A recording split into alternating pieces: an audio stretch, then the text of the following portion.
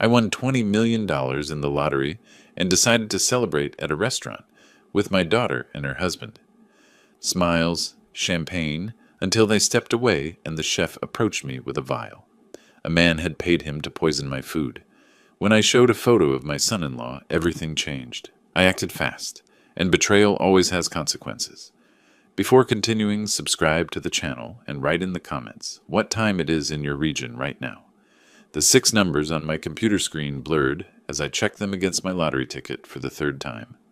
7, 14, 23, 31, 42, 49.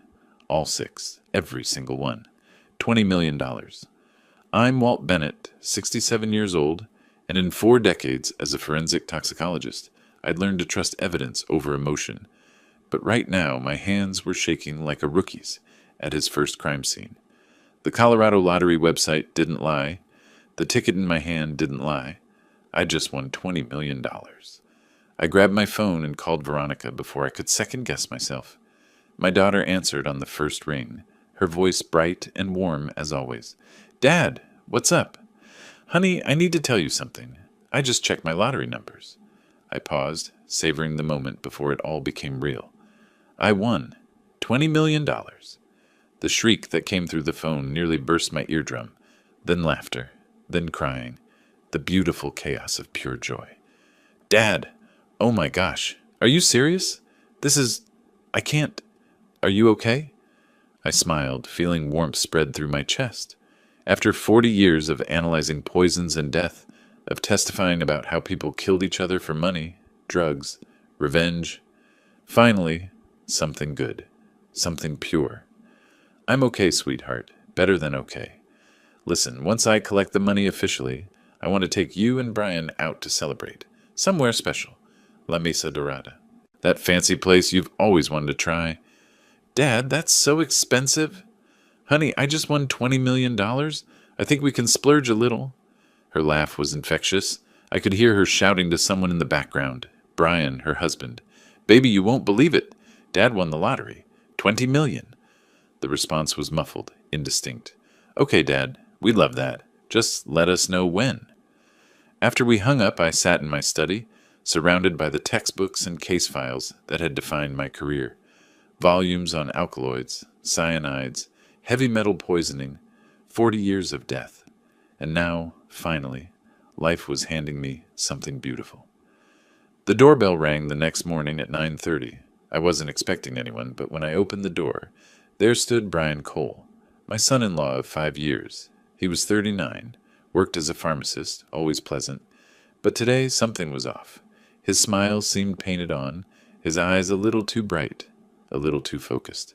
"Walt, congratulations!" He stepped inside without waiting for an invitation, pumping my hand with excessive enthusiasm. "Veronica told me everything. $20 million. That's incredible." "Thanks, Brian. Want some coffee?" No, I'm good. Actually, I wanted to talk to you about something." He followed me to the living room, but he didn't sit. He paced, and I noticed his hands kept clenching and unclenching. Nervous energy. "So, Walt, I've been thinking, $20 million is a family amount, right? We're family. And it seems like the logical thing would be to split it. Half for you, half for me and Veronica. You know, fair distribution." I blinked. Surely I'd misheard. "Excuse me?" "Well, we're family, and you're, 67? You don't need all that money. But Veronica and I, we've got our whole lives ahead of us. We could buy a house, invest, start a family finally. It just makes sense." His voice had taken on an edge, something harder beneath the friendly tone. I felt a cold sensation creep down my spine, the same instinct that had helped me solve dozens of poisoning cases. "Brian, it's my money. I bought the ticket. I'm happy to help you and Veronica out. But half? That's not happening." His jaw tightened. "Come on, Walt. Be reasonable. You're not going to live forever. What are you going to do with $10 million that you couldn't do with 5? Or even less? That's not the point. Then what is the point? Hoarding money while your daughter struggles?" "Veronica doesn't struggle. You both have good jobs." Brian's face was reddening now.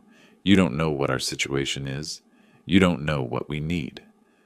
We stared at each other, and I saw something in his eyes that made my professional instincts scream. Something cold. Calculating. This wasn't a son-in-law asking for help. This was something else entirely. Then, almost casually, he asked, "Do you have a will, Walt?" The question hung in the air like poison gas. What? A will? Just in case something happens. At your age, it's important to have things in order. He tried to smile, but it came out as more of a grimace. Who's the beneficiary? Something inside me went very still. Why do you want to know? Just curious. Planning for the future. Making sure Veronica's taken care of. I should have lied. Looking back, I should have told him anything but the truth. But I was still processing the audacity of his demand for half my winnings, still trying to reconcile the pleasant young man who'd married my daughter with this aggressive stranger in my living room. Everything's left to Veronica, I said. For just a moment, less than a second, Brian's expression changed completely. The mask slipped. His eyes went dead and cold, and I saw something that made my blood freeze. Calculation. Assessment. Like he was looking at a problem to be solved, not a person, not his father-in-law. Then the smile returned, bright and empty. Well, that's good. That's really good, Walt. Veronica's lucky to have a father like you. He left shortly after, and I stood in my doorway watching his car disappear down the street. My hands were trembling, but not from excitement this time. In 40 years of forensic toxicology, I'd learned to read death. I'd learned to see murder in the residue of chemicals, in the timing of symptoms, in the desperate calculations of people who thought they could get away with it. And I'd just seen murder in my son-in-law's eyes. After Brian left, I couldn't move for a solid minute. I just stood there in my living room, staring at the door he'd closed behind him, trying to process what had just happened. Then I walked to my study, the one place in the house that had always made sense to me, and sat down at my desk. The photographs on my walls suddenly felt like they were mocking me. Veronica at 5, gap-toothed and laughing. Veronica at 18 in her graduation gown. Veronica at 30, radiant in her wedding dress. Brian beside her in his tuxedo, both of them glowing with happiness. That wedding had been 5 years ago. I remembered how relieved I'd felt when Veronica introduced me to Brian. She'd had a rough patch in her 20s, a string of boyfriends who were either unreliable or unkind. But Brian seemed different. He was a pharmacist, educated, articulate. He spoke respectfully to everyone, helped clean up after dinner, remembered birthdays. At the wedding, he'd given a speech about how he'd spend his life making Veronica happy, protecting her, cherishing her. I'd believed every word. I picked up my coffee mug, cold now, and thought back over the past few months. Had there been signs? Of course there had been. I'd just ignored them. 3 months ago, Brian had asked about my retirement accounts. Just curious how you're managing in retirement, Walt. The stock market's been crazy, right? At the time, I'd thought he was being thoughtful, making conversation. 6 weeks ago, he'd asked how much my house was worth. This area's really appreciating, isn't it? You must be sitting on a gold mine. I'd laughed it off, proud that I'd bought in a good neighborhood. 2 weeks ago, he'd mentioned estate planning. Veronica and I were talking about getting our wills done. Have you updated yours recently, Walt? It's important at your age. At your age. Like I was ancient. Like I was already halfway in the ground. I'd written it all off as a young man trying to be financially responsible, trying to think about the future. Now, sitting in my study, I saw it differently. He'd been taking inventory, assessing assets, calculating what my death would be worth. I pulled out my phone and looked at the photo from Veronica's last birthday party. She had her arms around both of us, her father and her husband, beaming at the camera. What would this do to her? If Brian tried something and I exposed him, it would destroy her. She loved him. She had no idea who she'd married. My phone buzzed. A text from Veronica. Dad, I'm so excited. I can't focus on anything. My students probably think I've lost my mind. Love you so much. My chest tightened. She taught English at Jefferson High. Loved her job. Loved her students. She was good and kind and trusting. Too trusting. I thought about Brian's question. Do you have a will? And my answer, everything's left to Veronica. If I died, Veronica would inherit everything, and Brian had access to Veronica's finances. They were married, joint accounts, community property. If Veronica inherited $20 million, Brian would have his hands on half of it immediately, and the rest would follow. I'd worked too many homicide cases to ignore the pattern. Sudden wealth, a beneficiary, someone with opportunity, with means. Brian was a pharmacist. He had access to dozens of substances that could kill. He knew dosages, interactions, how to make death look natural. I remembered a case from 15 years ago. A wife poisoned her husband with digoxin from her nursing station, small doses over weeks, mimicking a heart condition. He died of natural causes at 53. We only caught it because the daughter insisted on an autopsy. The toxicology came back hot for cardiac glycosides. The wife went to prison for 25 years. My hands were shaking again. I called the Colorado lottery office. Yes, I'd like to schedule an appointment to claim my prize. How soon can I come in? Let me check. We have an opening on November 3rd. Does that work? That's perfect. I wanted those $20 million, or at least the lump sum after taxes, in my account as soon as possible. If Brian was planning something, I needed to be ready. I needed resources. I needed to be in control. That night, I couldn't sleep. I lay in bed, staring at the ceiling, thinking about the cold calculation in Brian's eyes. $20 million, enough to make a man forget his conscience, if he'd ever had one. I'd spent 40 years analyzing poisons. I knew how people killed for money. I'd testified in dozens of trials, watched killers try to justify their actions. I needed it. They were going to die anyway. Nobody was supposed to find out. And now my own son-in-law was looking at me the same way those killers had looked at their victims, like I was an obstacle, like I was already dead. The irony wasn't lost on me. I'd spent my entire career learning how to detect murder. Now I might need those skills to prevent my own. I got up, went back to my study, and started making notes. If Brian tried something, I'd be ready. But I had to be smart. I couldn't accuse him without proof. I couldn't destroy Veronica's marriage on instinct alone. I'd collect my winnings. I'd watch Brian carefully. And if he made a move, when he made a move, I'd be waiting. Because if there's one thing 40 years of forensic toxicology taught me, it's this. Poisoners always make mistakes. And when Brian made his, I'd be ready to catch him. November 3rd arrived with crystalline clarity, the kind of morning where Denver's skyline cut sharp edges against a painfully blue sky.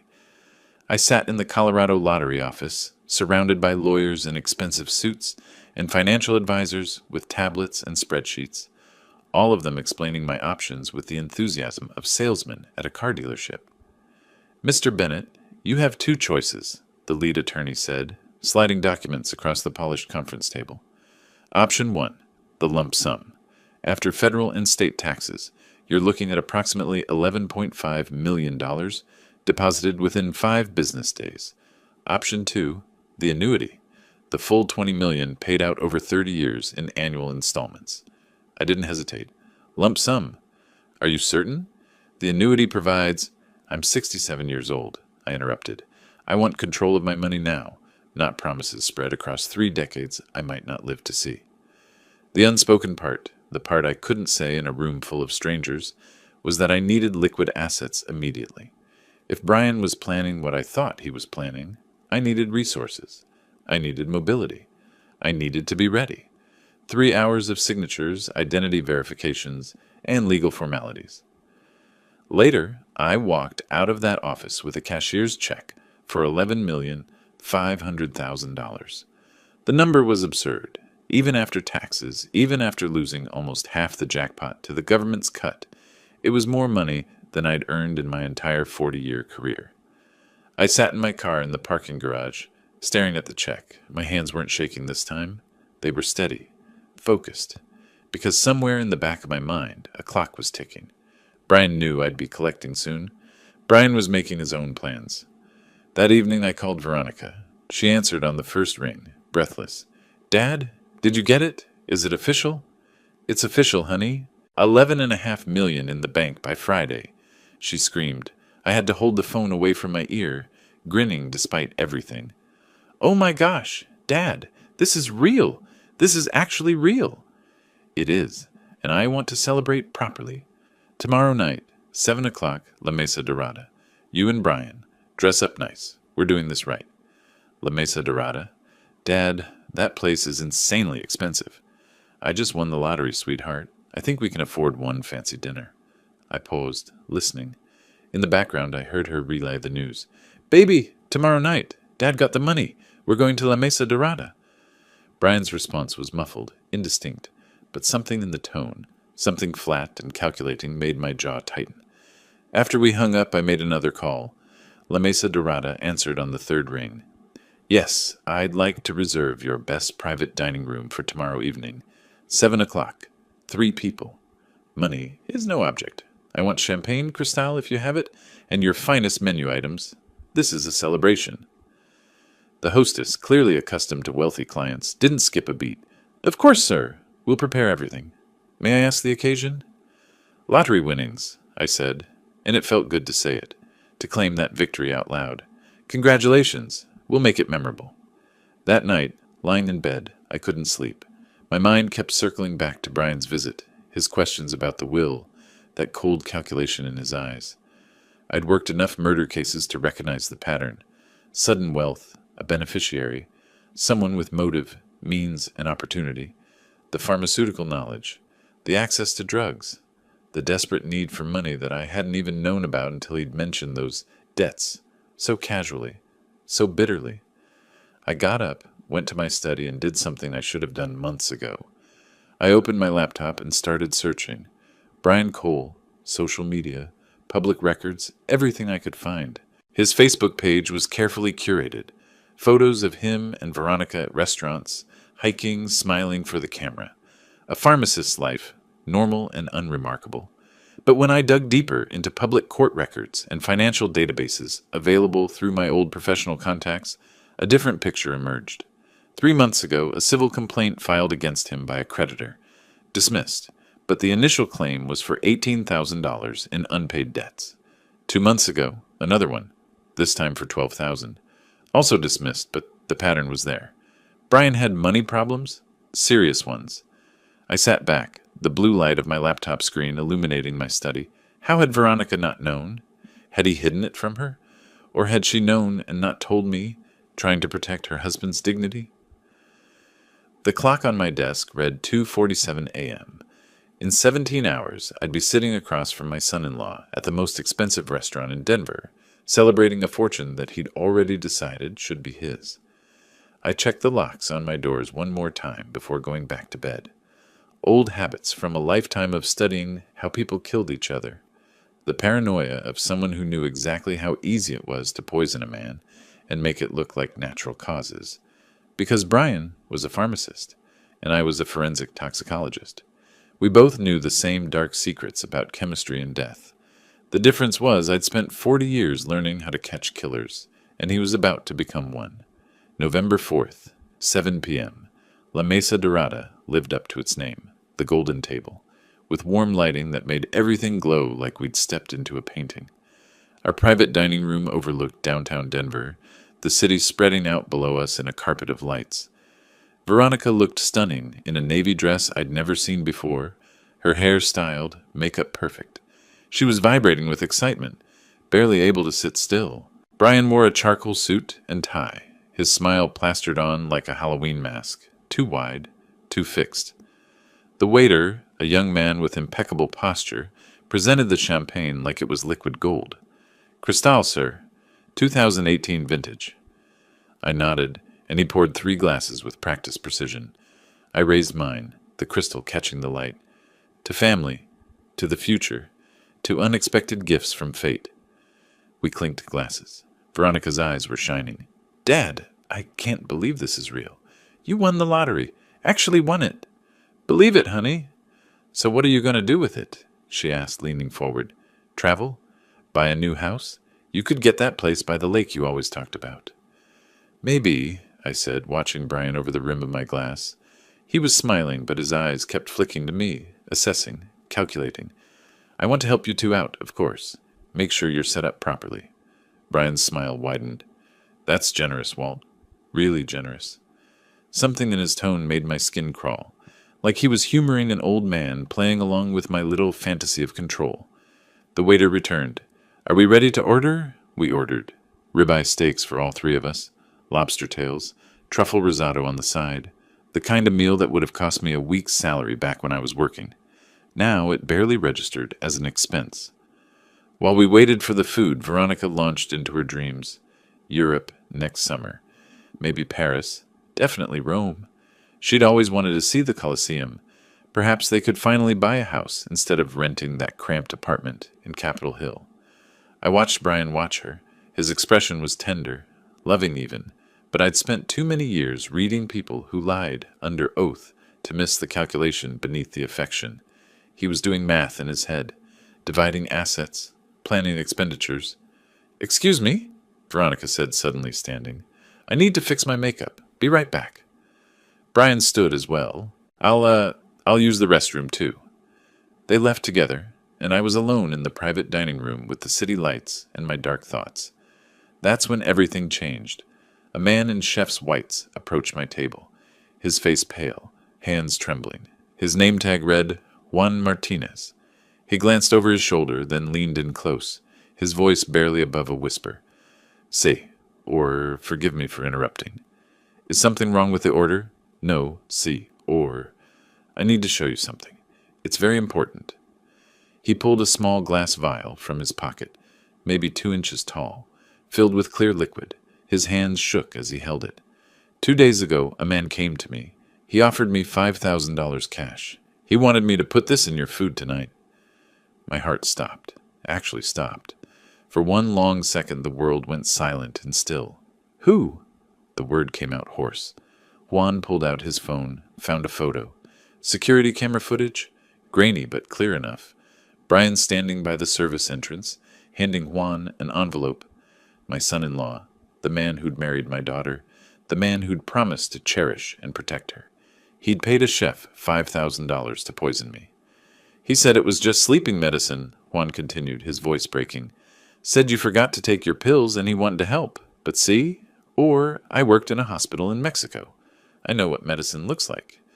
This," he gestured to the vial, "this is something else, something dangerous." I took the vial carefully, unscrewed the cap just slightly, and inhaled. 40 years of training kicked in instantly. The faint almond scent mixed with something chemical. Not sleeping pills. Not even close. This was a glycoside mixture, probably diazepam for sedation combined with oleander extract for cardiac arrest. 4 to 6 hours after ingestion, it would cause arrhythmia and heart attack. To any emergency room doctor, a 67-year-old man dying of a heart attack after a heavy meal and champagne would look completely natural. Professional work. For a pharmacist. "Juan," I said quietly, "why are you telling me this?" He met my eyes, and I saw genuine anguish there. "I have 2 children, say, or I need money. My mother needs surgery in Mexico. But I cannot kill a man. I'm not a murderer." "You did the right thing?" My voice was steady, but inside I was cold. Not afraid, cold. "How long until they come back?" 2, maybe 3 minutes. 2 minutes. I had 2 minutes to decide how to handle the fact that my son-in-law had just tried to murder me for $11.5 million. And in that moment, sitting in that golden dining room, holding the poison meant to kill me, I made my decision. That Brian thought he was the hunter. He thought I was just an old man, an easy target, an obstacle between him and a fortune.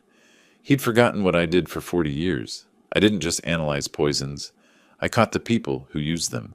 And Brian Cole had just made the biggest mistake of his life.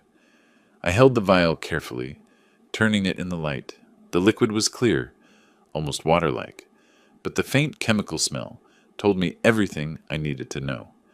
40 years of analyzing poisons had trained my nose better than any machine. "Juan," I said quietly, "I need you to be very clear with me.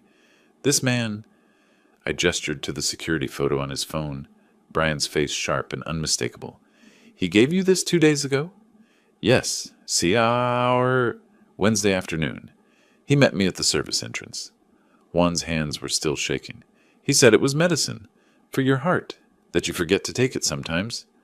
I almost laughed. Almost.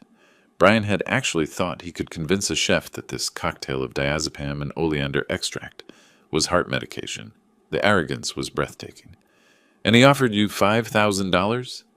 Cash. He showed it to me. Said I'd get it tonight after After you. Juan couldn't finish the sentence. After I died. After the poison-induced cardiac arrhythmia, 4 to 6 hours from now. After the paramedics found me collapsed in my home. After the coroner ruled it a heart attack.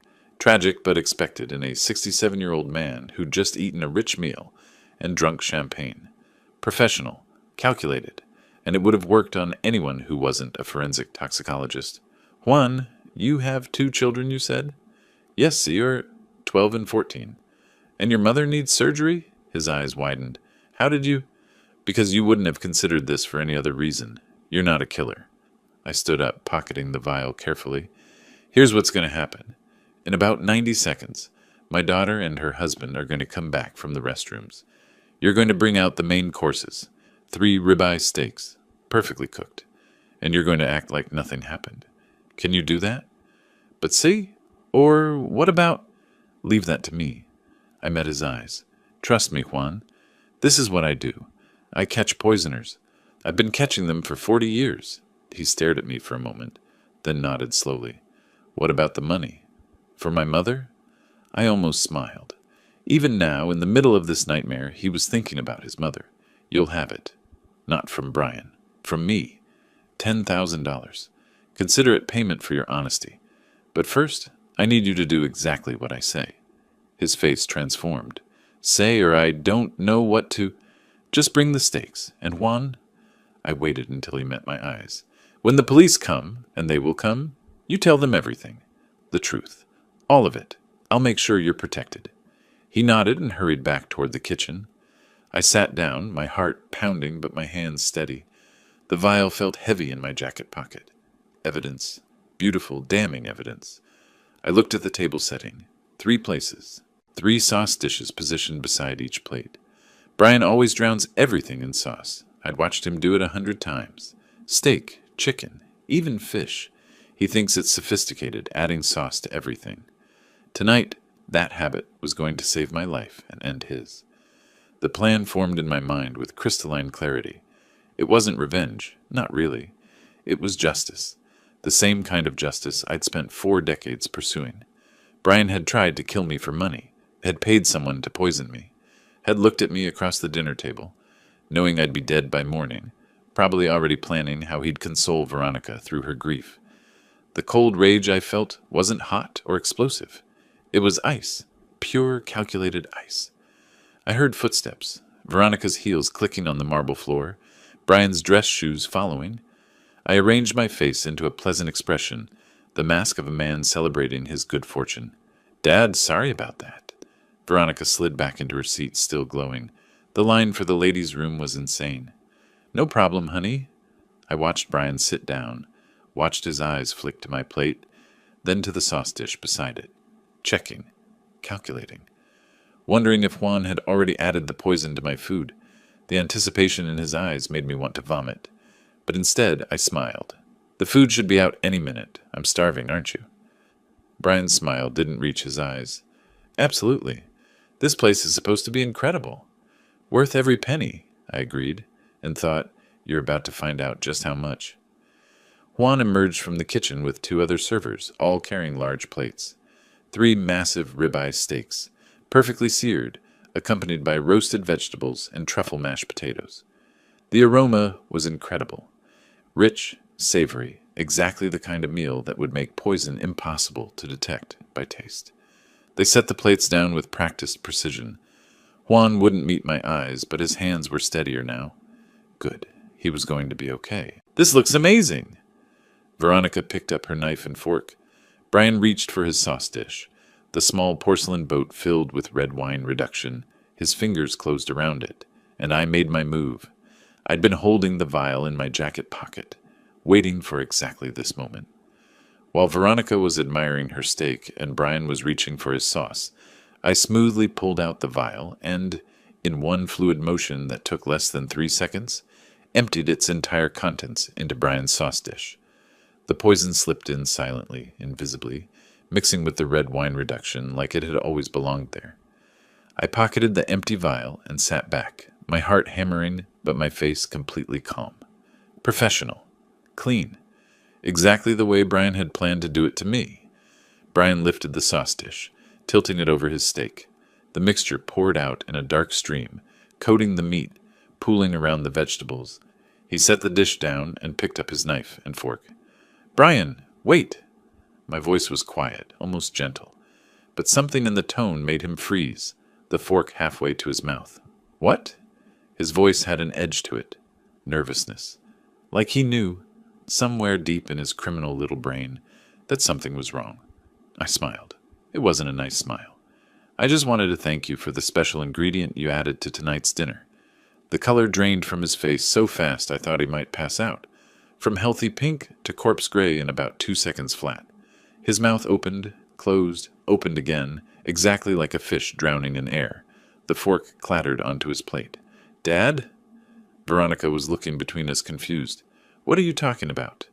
I kept my eyes on Brian. "Tell me, son, what's $5,000 worth these days?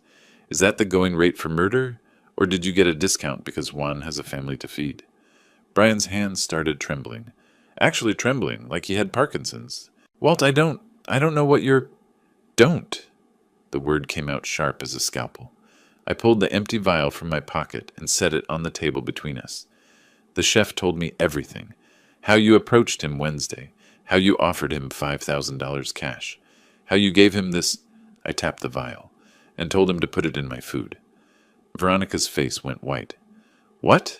Brian, what is he—" "It's diazepam mixed with oleander extract," I continued, my voice conversational now, almost pleasant, like I was discussing the weather. "A very professional mixture, actually. The diazepam sedates. The cardiac glycosides stop the heart. 4 to 6 hours after ingestion, I would have had what appeared to be a natural heart attack. Very clever. For a pharmacist." Brian was shaking his head, but no words were coming out. His eyes had gone wide and panicked, darting between me and Veronica like a cornered animal, looking for escape. "The interesting thing," I continued, and I could feel the cold satisfaction building in my chest, "is that I'm a forensic toxicologist, 40 years analyzing poisons, and you really thought I wouldn't recognize the smell of bitter almonds mixed with benzodiazepines?" "Dad, this is crazy," Veronica started. "Look at him, honey. Really look at him." She did, and even she, loving and trusting as she was, couldn't miss the guilt written all over Brian's face, the way his skin had gone clammy, the way his hands wouldn't stop shaking, the way he couldn't meet her eyes. "Brian," her voice was very small, "tell me this isn't true. Tell me you didn't—" "I can explain—" His voice cracked. "It's not what it looks like." "Really?" I leaned forward. "Because it looks like attempted murder. It looks like you tried to poison me for $11.5 million. It looks like you were willing to orphan my daughter for money. You don't understand?" The words burst out of him, desperate and raw. "I have debts. Almost $200,000 in debts. They're going to kill me if I don't pay." There it was, the confession, the motive laid bare. Veronica made a sound like she'd been punched. "So you decided to kill me instead?" I kept my voice level. "That was your solution? Murder your father-in-law? Cash in on your wife's inheritance?" I wasn't thinking clearly." He was spiraling now, the words tumbling out. "I'm sorry, Walt. I'm so sorry." "Sorry you tried? Or sorry you got caught?" He didn't answer, couldn't answer. I looked down at his plate, at the perfectly cooked steak swimming in sauce, sauce now laced with the exact same poison he'd intended for me. There's something poetic about this, don't you think? That sauce you just poured all over your dinner? That's where the poison is now, every drop of it. The same poison you wanted me to eat. His face did something extraordinary then. It went from gray to green, his eyes bulging as the realization hit him. He shoved his chair back so hard it toppled over, the crash echoing through the private dining room. You put it in my food? Are you insane?" "Am I?" I tilted my head, genuinely curious. "Because from where I'm sitting, you tried to murder me first." I just returned the favor. "Call it a social experiment. How does it feel, Brian, knowing you're about to eat the poison you mixed with your own hands?" He was hyperventilating now, backing away from the table like it might explode. "You can't. I'll call the police. I'll tell them you tried to poison me." "Please do." I pulled out my phone. "I have the chef's testimony, the security camera footage of you handing him an envelope, your fingerprints all over the vial, and—" I smiled. I still have the empty vial as evidence, but by all means, let's call the police. I'm sure they'll be fascinated to hear how this all started. Veronica was crying now, silent tears streaming down her face. Brian looked at her, at me, at the poison stake, and I watched him break, completely, utterly break. Wait! Brian's voice came out strangled. He held up his hands like a man surrendering. Just wait. Let me explain. Explain? I kept my voice level. Explain how you tried to murder me? I'm listening. Veronica was frozen, her face a mask of shock. She looked between us, unable to process what was happening. Brian ran his hands through his hair. They were shaking. Walt, you have to understand. I'm desperate. I owe people. Dangerous people. Almost $200,000. Online gambling. Sports betting. They've threatened me. Said if I don't pay by December 1st, they'll hurt Veronica. So naturally, you decided to murder me instead. I leaned back, studying him like a specimen under a microscope. Tell me, did you think about Veronica at all? About what finding her father dead would do to her? Of course I thought about her. That's why I had to do it. To protect her. I laughed. The sound was cold and bitter. You're not protecting anyone, Brian. You're protecting yourself. You have gambling debts, so you decided the easiest solution was to murder your father-in-law and collect his money. That's not protection. That's premeditated murder. Dad? Veronica's voice was tiny. Is this real? I pulled the empty vial from my pocket and set it on the table. The glass caught the light. This is very real, honey. 2 days ago, your husband paid our chef $5,000 to put this poison in my food. Diazepam mixed with oleander extract. Cardiac glycosides that would have stopped my heart within 6 hours. Natural-looking heart attack. I turned to Brian. Professional work. Mixed it yourself at the pharmacy? His silence was answer enough. But here's what you didn't count on. Juan has 2 children. A mother who needs surgery. Despite needing that $5,000 desperately, he has more conscience than you have in your entire body. He came to me. Told me everything. Showed me the security footage of you handing him the envelope. Brian's face cycled through emotions. Denial, rage, fear, panic. He settled on desperate pleading. I'll give it back. The poison. I'll go to the police myself. I'll confess. Just please, don't tell Veronica. Doesn't need to know what. Veronica's voice cut through his babbling like a knife. She stood up, and I saw something I'd never seen before. Pure fury. That my husband tried to murder my father? That you have $200,000 in gambling debts you never told me about? That you were going to let me find Dad dead while knowing you killed him? Veronica, please. How long? She stepped toward him, and he backed up. How long have you been gambling? 3 years. The confession came out broken. Started small. Sports betting, then casinos. I kept thinking I could win it back. 3 years. She said it like tasting poison. For more than half our marriage, you've been lying, stealing, and planning to murder my father. I didn't want to. I was backed into a corner. He tried to reach for her, but she jerked away. These people will kill me if I don't pay. Then let them. The words exploded out of her, and even I flinched. Let them do whatever they want. Because right now, I don't care. I don't care if you're in danger. All I care about is that you tried to kill my father. Brian turned to me, eyes wild. Walt, please. I'll do anything. Sign a confession. Testify against the people I owe. Just give me a chance. Fix this. I stood slowly. You can't fix attempted murder. You can't undo the moment you decided my life was worth less than your gambling debts. But I didn't actually do it. The poison never went in your food, so technically nothing happened. I smiled. Not pleasant. Except you bought the poison, mixed it, paid Juan $5,000, gave explicit instructions. In Colorado, that's attempted murder in the first degree. The fact that Juan had a conscience doesn't make you innocent. It makes you incompetent. His face went from red to white. You can't prove. I have the vial with your fingerprints. Juan's testimony. Security footage. The $5,000 withdrawal from your bank 2 days ago. I ticked off each point. And now I have your confession witnessed by your wife and recorded on my phone. His eyes dropped to my jacket pocket, where my phone sat screen up, recording light blinking. You recorded this? Every word. I stopped the recording and pocketed it. 40 years as a forensic toxicologist taught me one thing. Poisoners think they're clever, but they always make mistakes. What mistake? His voice was barely audible. I leaned in.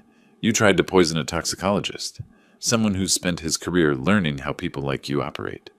Did you really think I wouldn't recognize bitter almonds? Wouldn't know diazepam from aspirin? The words hit him like blows. His shoulders slumped. Attempted murder doesn't care if you succeeded, I said. You planned it. Executed steps toward it. That's Class 2 felony in Colorado. 8 to 48 years in prison. 48 years, he repeated numbly. I'll be 87. If you get out. Good behavior might help, but with your gambling debts, your lies, your lack of remorse, don't count on leniency. He sank down, back against the wall, looking up at me with destroyed eyes. What do you want? He whispered. Money? I don't want anything from you. What I want is justice, for you to face consequences of trying to murder me for $11 million. Please, tears ran down his face. I made a mistake, a terrible mistake, but I can change. Get help. Gamblers Anonymous, therapy. Just don't turn you in? I looked at him with something approaching pity. You had 3 years to get help. Instead, you stole, lied, and when you ran out of options, decided murder was easier than honesty. I started dialing.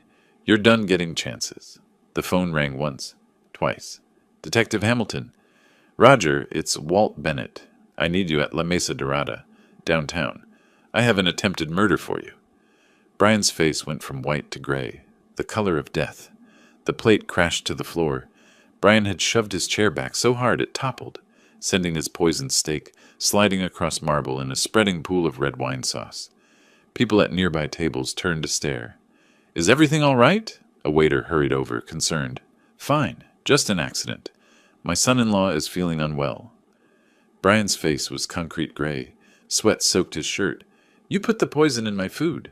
You actually... I returned what you tried to give me. Think of it as a gift exchange. I kept my voice level. You were thoughtful, planning my death.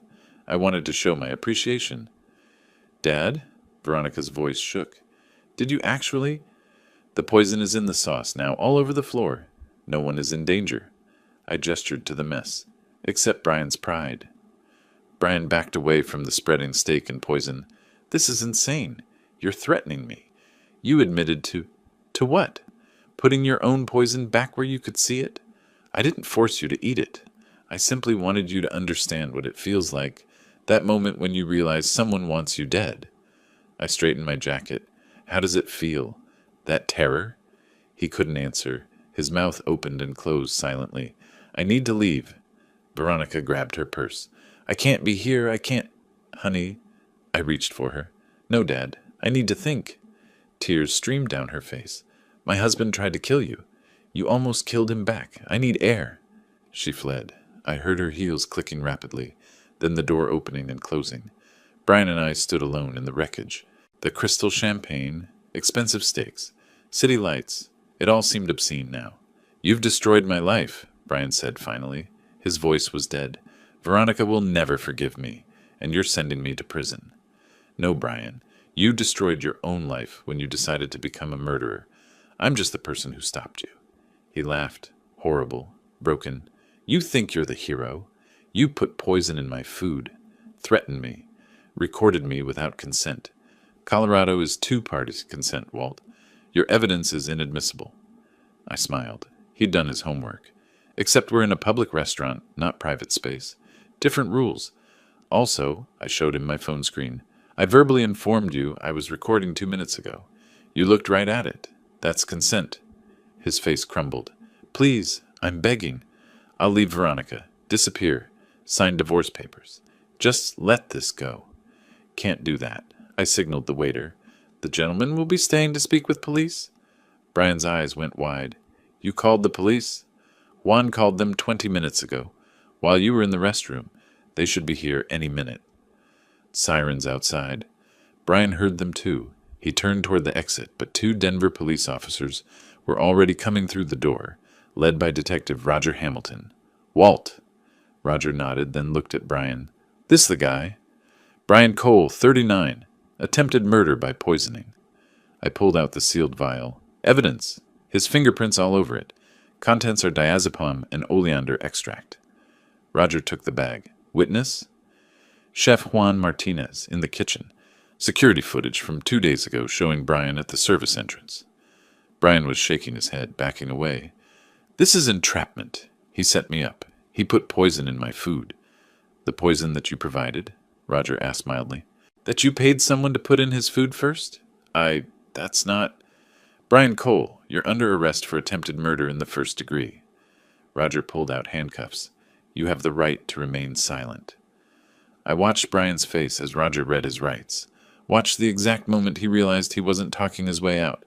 When the reality of prison sank in. His legs gave out. Roger's partner caught him.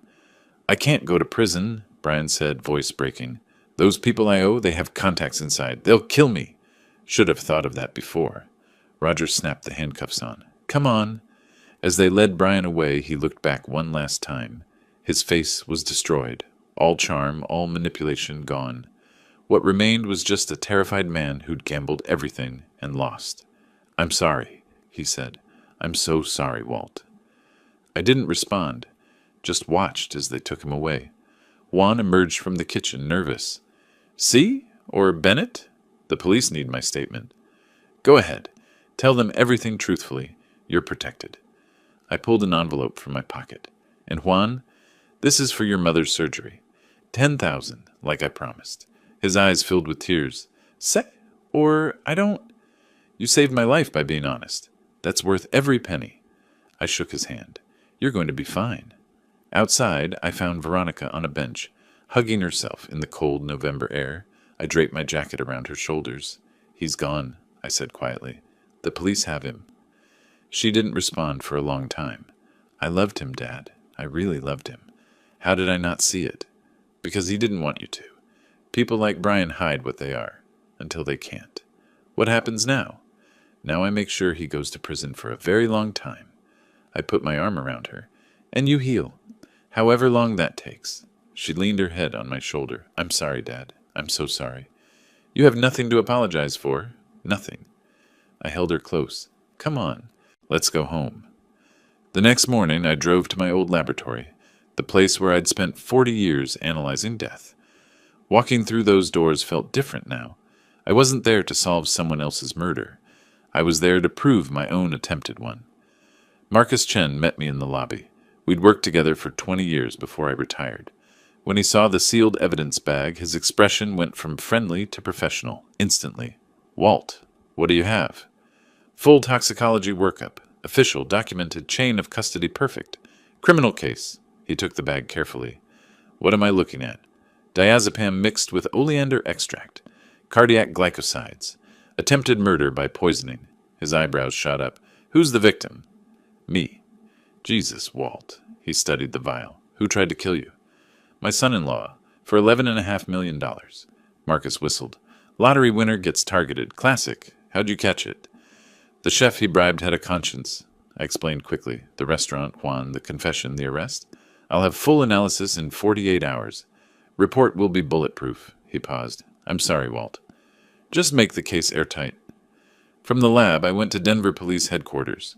Roger Hamilton was waiting, his desk covered in organized chaos of case files. Hell of a night, he said. Hell of a life. I sat down. Where are we? Roger pulled out a thick file. Brian Cole, 39. Pharmacist. Attempted murder, 1st degree. Evidence is strong. Juan's statement is solid. Security footage is clear. The vial has Cole's prints. Financial records show the $5,000 withdrawal and $195,000 in gambling debts. He looked up. But why didn't you come to us immediately? Because I wanted him to confess. In front of witnesses. On recording. I wanted his words to convict him. And I wanted my daughter to hear truth from his mouth, not police reports. Roger nodded. Risky. Effective. DA wants trial in 2 weeks. Good. Keep him locked up. He's a flight risk with those debts. Before leaving, I made one more stop. Lester Fields, criminal attorney. The best in Denver. Not a friend. I'd never met him. But the professional I needed. Lester was 61, silver-haired, expensive suit. His office overlooked downtown, all glass and money. Mr. Bennett, he gestured to a chair, Roger speaks highly of you. Let's talk about putting your son-in-law away for 30 years. We spent 2 hours on every piece of evidence, every possible defense argument, every way Brian's attorney might create reasonable doubt. In Colorado, attempted murder by poison carries serious weight, Lester said. 8 to 48 years, with gambling debts establishing motive, security footage and Juan's testimony establishing means and opportunity, and Brian's recorded confession establishing intent. He leaned back. Minimum 25 years, possibly more. Make it more. That's the spirit. He grinned. His lawyer will try to paint you as the villain. Old man with millions, refusing to help struggling son-in-law, driving him to desperate measures. They'll try for jury sympathy. Then we make sure the jury understands he wasn't asking for help. He was planning murder. Oh, he will regret everything. Lester walked me to the door. By the time this trial's over, Brian Cole will wish he'd never heard of the Colorado lottery. That evening I sat with Veronica on my porch. She'd moved back home, couldn't face their apartment. She'd already called a divorce attorney. Papers would be filed within days. What happens at trial? She asked quietly. He'll be convicted. The evidence is overwhelming. And then, prison for a very long time, and you heal. She was quiet. Do you think he ever loved me? I think he loved what you represented. Security. Access to money through me. I looked at her. But the man who loved you wouldn't have tried to murder your father. She nodded, tears sliding down. I was so stupid. No, you were trusting. There's a difference. I put my arm around her. You're stronger than you know. Above us, stars were coming out. Constant, unchanging, like justice if you waited long enough. 2 weeks later, we'd find out if I was right. The courtroom was packed. Media had caught wind. Lottery winner nearly poisoned by son-in-law. And reporters filled the gallery, along with Brian's shell-shocked family. I sat front row with Veronica. She wore all black, attending a funeral, the death of her marriage, the death of who she thought she'd married. Brian sat at the defense table with Sean Dennis. Expensive, aggressive. Brian had lost weight in 2 weeks in jail. Gaunt face, hollow eyes. He didn't look at us. The prosecution called Marcus first. Dr. Chen, explain what you found in your analysis. Marcus opened his report. The vial contained 15 milligrams of diazepam mixed with concentrated nerium oleander extract. The oleander contains cardiac glycosides, causing arrhythmia and cardiac arrest. In layman's terms, 2-stage poison. Diazepam sedates. Oleander causes heart failure. In a 67-year-old man after a heavy meal, death would appear natural. Very difficult to detect without specific toxicology screening. Could an ordinary person create this? No. This requires pharmaceutical knowledge, drug interactions, proper dosing, extraction techniques. Marcus looked at Brian, someone with medical or pharmaceutical training. Objection! Speculation! Sean jumped up. Sustained. But the damage was done. Everyone knew Brian was a pharmacist. Juan testified next. Nervous, but clear. Brian approaching him, $5,000. My photo, the vial. Did the defendant tell you what was in the vial? He said medicine for Mr. Bennett's heart. But you didn't believe him? No? I worked in a hospital. I know medicine. That was something else. The security footage played. Clear as day. Brian handing Juan an envelope. Timestamp, November 2nd, 2:47 p.m. Detective Hamilton testified about the financial investigation. $5,000 withdrawal. Gambling debts, offshore betting, threatening emails. Then they played my recording. The courtroom went silent as Brian's voice filled the space. I have debts? Almost $200,000. They'll kill me? You have nobody but her. That money would have gone to Veronica anyway. I just accelerated it. I watched the jury, watched their faces shift from neutral to disgusted, watched them look at Brian like something that crawled from under a rock. Brian took the stand. Biggest mistake. Sean tried to paint him as desperate, driven by circumstances. But under cross-examination, Brian fell apart. Mr. Cole, when did you learn about Mr. Bennett's lottery winnings? October 28th. And when did you withdraw $5,000? November 2nd. 4 days later. 4 days to plan murder. How desperate were you? Desperate enough to think for 4 days about the best way to kill your father-in-law? I wasn't thinking clearly. You mixed pharmaceutical poison. That requires thought, planning, knowledge. You didn't panic. You calculated. You premeditated. You chose murder. Brian's face crumbled. I was scared. They were going to hurt Veronica. So you decided to orphan her instead? Murder her father? Let her find his body? Comfort her through grief? All while knowing you'd killed him? He had no answer. Just sat there, broken, while the prosecutor dismantled every excuse. The jury deliberated 3 hours. When they returned, the forewoman stood. In the case of the people versus Brian Cole, on the charge of attempted murder in the first degree, we find the defendant guilty. Brian's face went white. His mother sobbed. Sean closed his eyes. Sentencing came 2 days later. The judge was stern.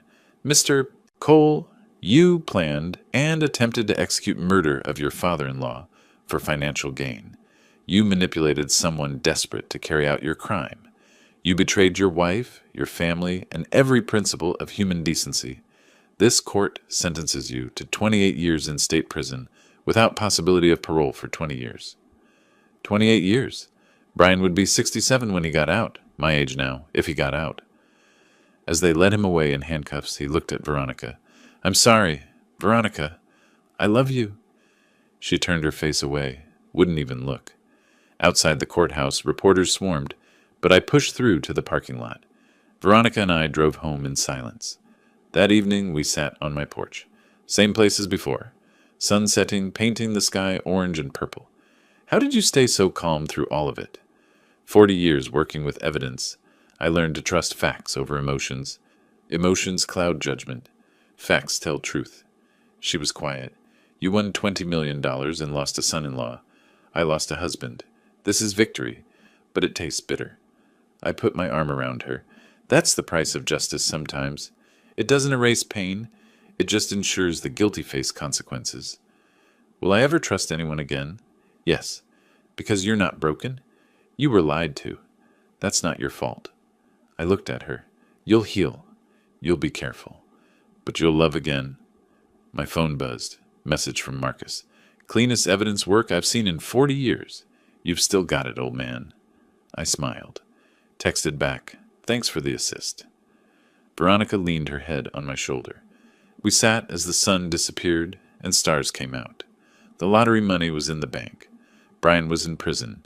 Veronica was safe. Justice had been served. But she was right. It tasted bitter. Victory always does when it costs you family. That's the price of truth, the cost of justice, and sometimes the weight of $20 million. If you like this story, please like this video, subscribe to the channel, and share your impressions of this story in the comments. To listen to the next story, click on the box on the left. Thank you for watching.